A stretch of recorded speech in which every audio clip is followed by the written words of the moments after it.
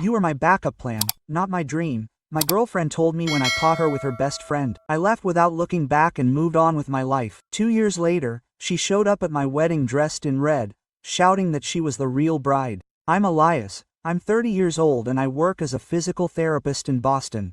This is my story, and although it sounds like something out of a bad movie, I swear every word is true. It all started on a Friday in October. I had planned that day for weeks. I had the ring in my pocket, a simple silver one with a blue stone that I saw at a thrift store. It wasn't expensive, but it was perfect. Camilla always said she didn't like flashy things, that she preferred the simple, the authentic. 4 years together taught me to believe her. I had asked for the day off from the clinic where I worked. My coworkers knew what I was going to do. Sandra, the receptionist, winked at me as I left. Good luck, Elias. She's going to say yes. I smiled nervously with the ring. Who sent his pocketbook and a bag of Thai food in his hand? Pad Thai, his favorite, from the restaurant 3 blocks from our apartment. Our apartment, well, technically it was mine. I had been renting it before I met her, but Camilla moved out 2 years ago. She said it made sense, that we spent all our time together anyway. I paid the deposit when she moved out and I never asked her to split the expenses evenly. She worked at an art gallery, made less than me, and it didn't seem fair to pressure her. Besides, we were a couple. That's what couples do. They don't lean on each other. I walked up the stairs of the 4-story building, my heart beating fast. I had rehearsed how I would do it. I would put food on the table, take out the ring, get down on one knee, and say something simple. Camilla, I want this to be forever. Will you marry me? Nothing fancy, nothing that sounded fake, just the truth. When I opened the door to the apartment, I heard laughter, laughter coming from the room, laughter that wasn't just hers. I left the bag of food on the small table by the entrance and walked slowly down the hallway. The door to the room was ajar and there was Camilla in our bed with Mateo. Mateo was her best friend since college. I had seen him 1,000 times. He would come to our apartment, we would watch movies, share pizzas.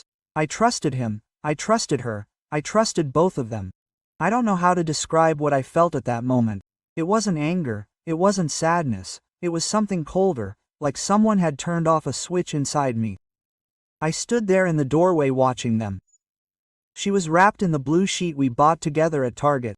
He was bare-chested and had an idiotic grin on his face. Camilla saw me first. She sat up suddenly with huge eyes. Elias, this isn't it, this isn't what it seems. Oh, no. My voice came out calm, too calm. So what is it? Mateo stood up quickly, looking for his shirt. Bro, I'm sorry. Shut up, Mateo. I didn't look at him, I just looked at Camilla. How long? She swallowed. Elias, please let me explain. How long, Camilla? Quote. There was a long silence. Mateo put on his shirt and left the room without saying anything else, leaving only the sound of the front door closing. Camilla stood there with the sheet clutched to her chest, looking at me as if I were the one who had done something wrong. 6 months, she finally said. 6 months.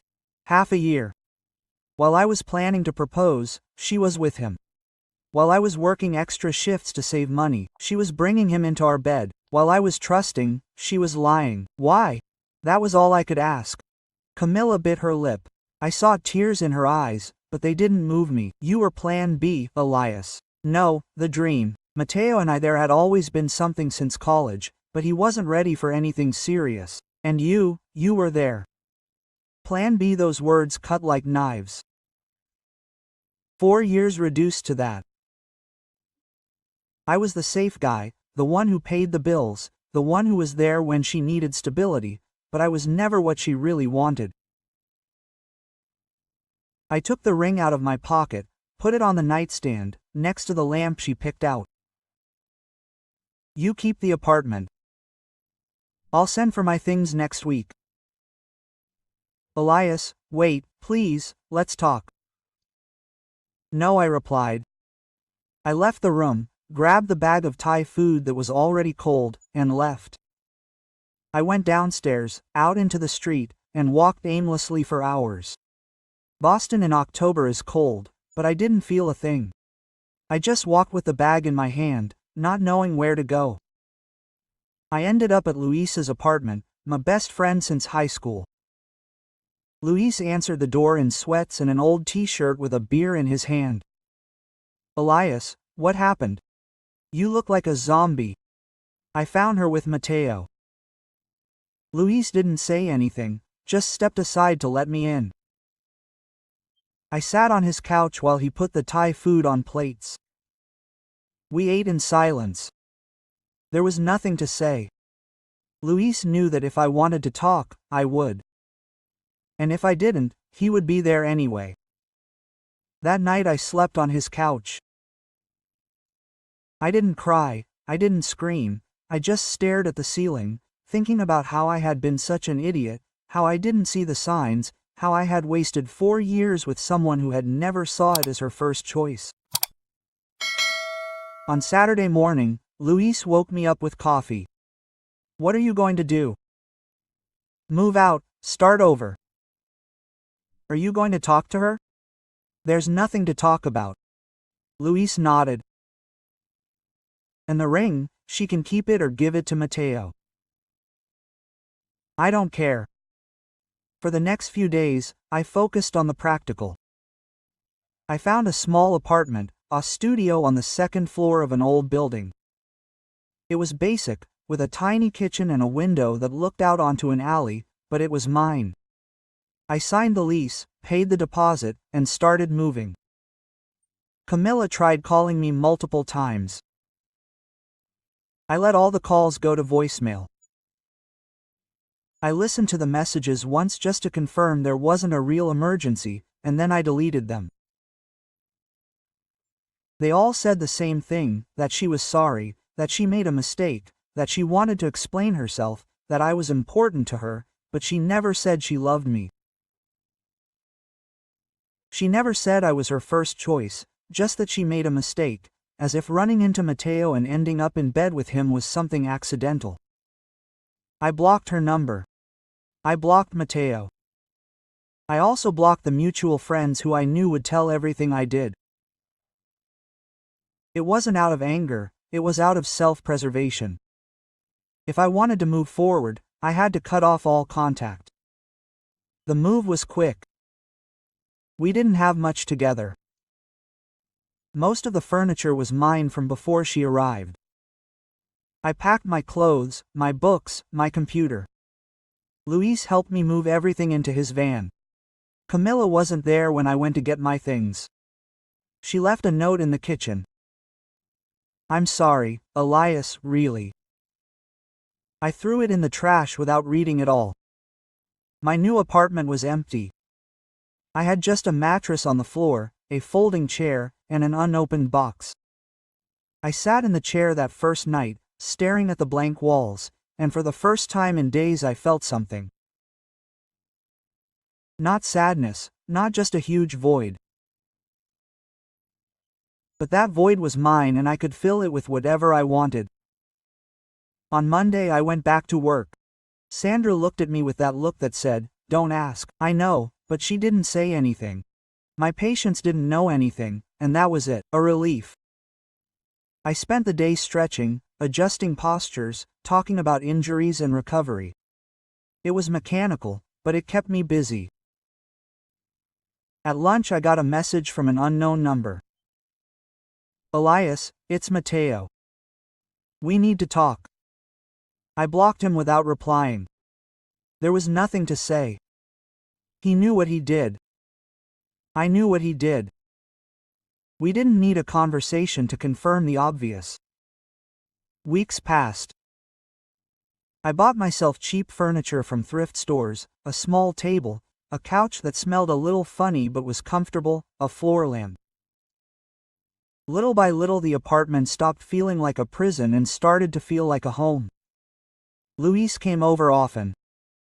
We watched soccer games, ordered Chinese food, talked about everything except Camilla. He knew that I needed time, that I couldn't force the process of getting over it. And Luis was good at that, at being without pressure. One Saturday, Luis arrived with a bag of beers and a smile. Let's go to the gym. To the gym. Yeah. You need to get that energy out. You can't stay locked up in here all the time. He was right. I signed up for a gym near my apartment. I started going every morning before work. I lifted weights, ran on the treadmill, and focused on the physical pain so I wouldn't think about each other. It worked. My body got stronger and so did my mind. 2 months after the breakup, Camilla showed up at the clinic where I work. Sandra warned me before I got to my office. Elias, your ex is here. Do you want me to tell him you're not here? No, let her in. Camilla came in with a box in her hands. She looked thinner with dark circles under her eyes. Elias, thank you for seeing me. What do you want, Camilla? I brought your things, some that I left behind, and I wanted to talk. There's nothing to talk about, please. Just 5 minutes. I looked at the clock. You have 3. She sat down in the chair across from my desk. I'm sorry. I know I said it 1 time, but it's the truth. I made a huge mistake. Mateo and I are no longer together. He went to New York. And I miss you, Elias. And that's it. Everything you're going to say, Camilla, you told me I was your plan B, that I was never what you really wanted. What do you want me to say? That it's okay? That I forgive you? I may forgive you someday, but that doesn't mean we're getting back together. What we had is over. We can't try again.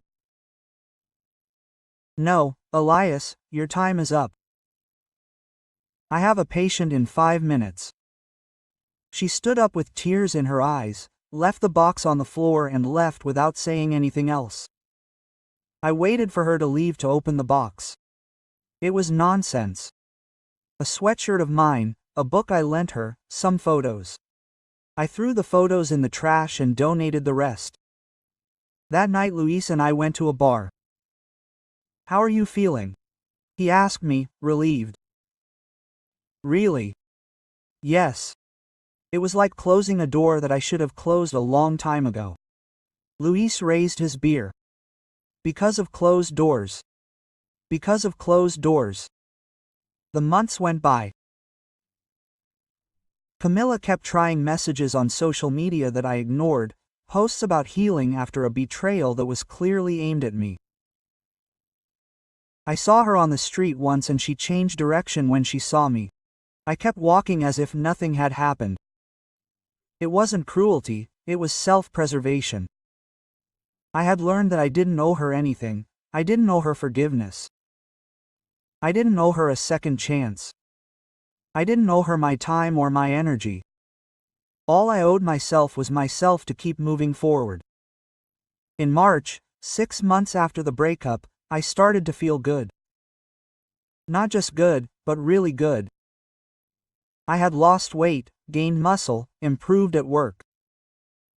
My patients were referring their friends to me and the clinic was considering giving me a raise. My apartment was no longer an empty space, but a place I enjoyed being. Luis invited me to his cousin's wedding in April. You're coming, right? I need company. Jessica's family is huge and I don't know anyone. I have to wear a suit. Yes, sir. And are you going to dance with me even if you don't want to? I don't dance. Are you going to dance? I went to the wedding. It was in a beautiful room with hanging lights and tables decorated with white flowers. There were like 100 people, all dressed up, all smiling. I was at a table with Luis and some other college friends, and that's where I saw her. Elizabeth was the wedding photographer. She was wearing black jeans, a white shirt, and a huge camera hanging from her neck. She moved between the tables, capturing moments, laughing with the guests, adjusting angles. Her brown hair was pulled back in a ponytail and thick-rimmed glasses looked perfect on her. Luis nudged me. Stop looking at her like a stalker and go talk to her. I'm not looking at her. Of course I am. No, you coward. But I didn't have to go to her because she came to me. She came over to our table, camera ready. "Hey, guys. Do you mind if I take a group shot?" "Not at all," Luis said, posing immediately. Elizabeth took several photos, adjusting the lighting, laughing at Luis' ridiculous poses. When she was done, she looked right at me. "You didn't smile in any of them." "I'm not one to smile in photos. Not even a little bit." "Not even a little bit." He laughed. "Well, the mysterious one. I like him. I'm Elizabeth, but everyone calls me Lee." "Elias." "Elias. Good name. Are you with anyone?" "With Luis. He's my best friend." "And you don't dance?" "No, we'll see." He winked and went off to take more photos. Luis looked at me with an idiotic grin. "Do you like her?" "I don't know her." "But do you like her?" I didn't answer because he was right. There was something about her. It wasn't just that she was attractive, although she was. It was her energy, the way she moved, her laugh. She was different. At the end of the night, when most people had already left, Elizabeth sat at our table with a beer. It was a good wedding, exhausting, but good. "How long have you been a photographer?" I asked. 5 years. I started as a hobby and now it's my full-time job. Weddings, events, the occasional commercial shoot. I'm not complaining. It must be hard working weekends sometimes, but I like it. I get to capture moments that people will remember forever. It's nice. We talked for an hour about her job, mine, Boston, life. There was no drama, no pressure, just easy conversation with someone who seemed genuine. Before we left, I asked for her number. "Would you like to grab coffee sometime?" "I'd love to, but on one condition." "What?" "You have to smile in at least one photo." I smiled. "Deal." The next few months were unlike anything I'd ever experienced before. Elizabeth and I started seeing each other. Coffee breaks, walks along the river, trips to thrift stores where she would search for vintage frames for her photos. There was no rush, no impossible expectations. Just two people getting to know each other without masks. One afternoon, as we were walking through the park, she asked me about my past. "Have you been in a serious relationship before?" "Yeah, it lasted 4 years. It ended a year ago." "What happened?" "He cheated on me." During her months with her best friend, Elizabeth stopped and looked at me. "I'm sorry, that must have hurt." "It hurt, but it's over now." "Are you still talking to her?" "No, I blocked all contact. It was the best thing to do." Quote, Elizabeth nodded. "I respect that. Sometimes closing doors is the healthiest thing you can do." That's what I loved about her from the beginning. There was no judgment, no drama, just understanding. 6 months later, Elizabeth and I moved into a bigger apartment together. We adopted a dog, Milo, a rescue mix who became part of our routine. Morning walks, impromptu dinners, movie nights. It was simple, but it was real. A year after we met, over a homemade pasta dinner, I placed a ring on the table. It wasn't the same one I had bought for Camilla. It was a new one with a green stone that Elizabeth loved. I'd rather build than rebuild.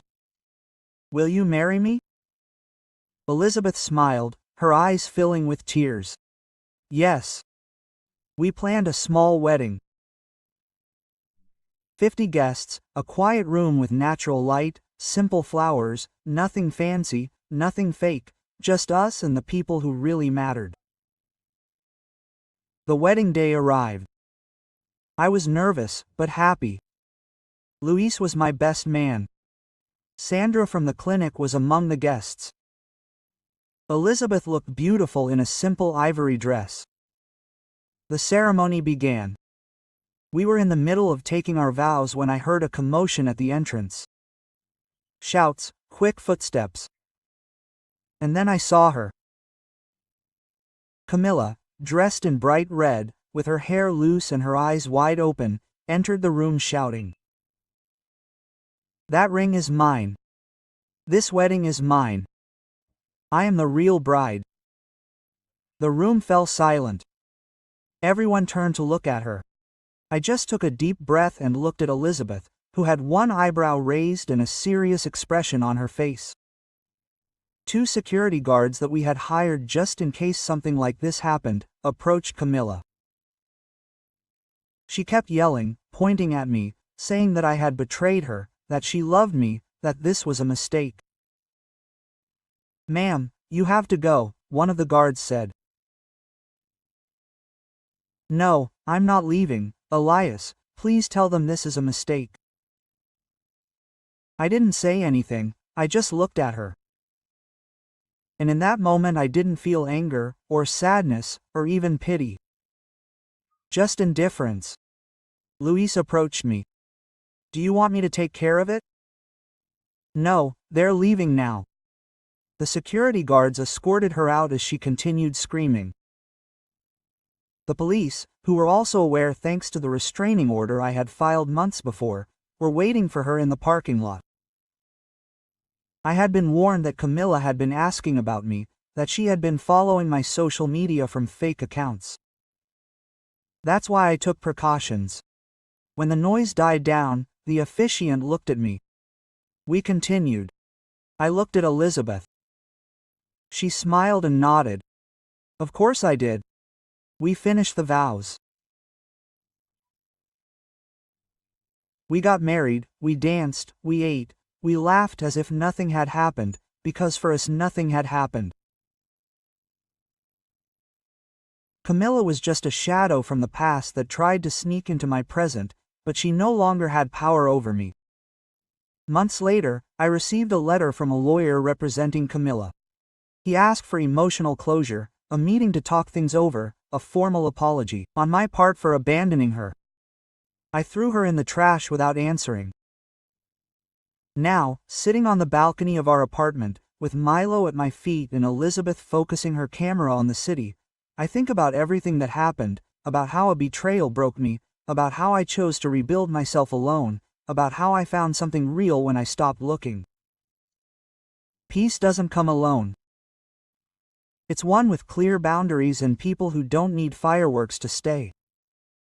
It's one by saying no to what hurts you and yes to what builds you up. Elizabeth lowers the camera and looks at me. What are you thinking about? That I made the best decision of my life? Which one? Leaving that night, closing that door. She smiles and sits down next to me, and I'm glad you did, because if I didn't, you wouldn't be here. She's right. Sometimes the best thing you can do is let go of what's hurting you, even if it hurts, because on the other side of that pain, there's something better waiting. You just have to have the courage to look for it.